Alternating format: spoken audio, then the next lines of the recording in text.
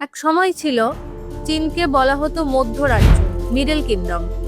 হাজার বছরের পুরনো সভ্যতা, সিল্ক রোড, গান পাউডার, কাগজ আর কম্পাসের জন্মদাতা দেশ। কিন্তু সেই চীনই 19 শতকে ভেঙে পড়ল পশ্চিমা শক্তির সামনে।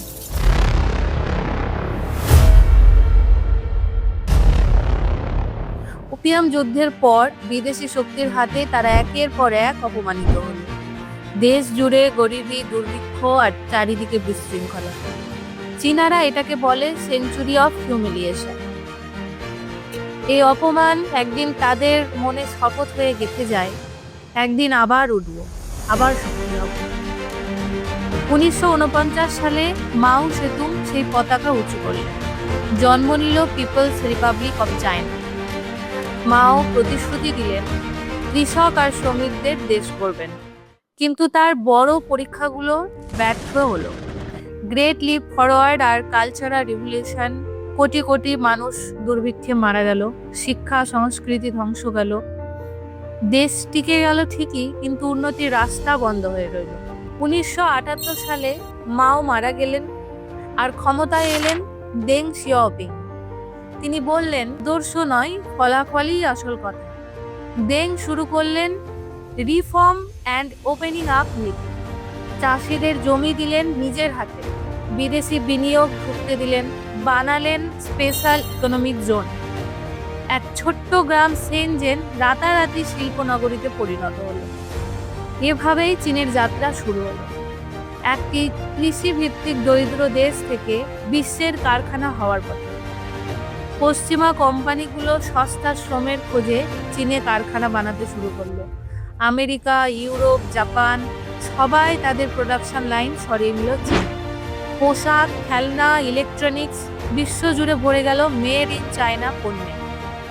2001 সালে চীন বিশ্ব বাণিজ্য সংস্থায় যোগ দিল। এরপর তো আর পেছনে তাকাতে হয়। কোটি কোটি মানুষ গ্রাম ছেড়ে শহরে গেল কাজের খোঁজে।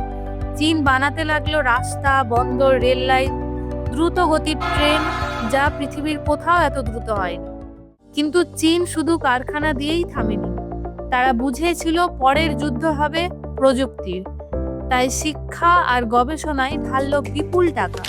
জন্ম নিল হুয়াওয়ে, আলিবাবা, টেনশন, বিওয়াইডির মতো জায়েন্ট। চীন লাফিয়ে গেল 5G, artificial intelligence, electric car আর মহাকাশ গবেষণায়।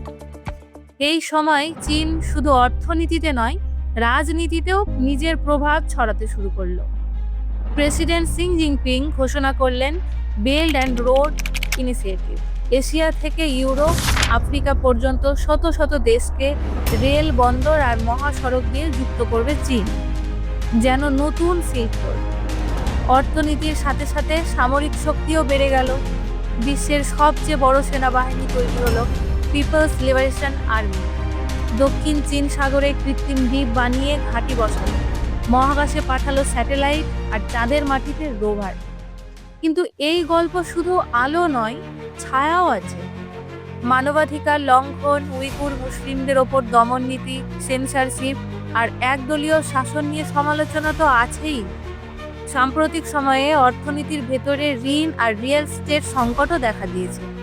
তবুও অস্বীকার করার কোনো উপায় নেই যে এই সেই দেশ একসময় সেঞ্চুরি অফ হিউমিলিয়েশনের বোঝা বইছিল। আজ সেই দেশ বিশ্বের অন্যতম সুপার পাওয়ার। মরুভূমির মতো শুকনো ইতিহাস থেকে উঠে এসে তারা দেখিয়েছে যে সংস্কার, পরিকল্পনা আর অবিরাম শ্রম কিভাবে একটা পুরো জাতিকে বদলে দিতে পারে। আজ প্রশ্ন একটাই, চীন কি একদিন আমেরিকাকে ছাড়িয়ে বিশ্বের 1 নম্বর শক্তি হবে?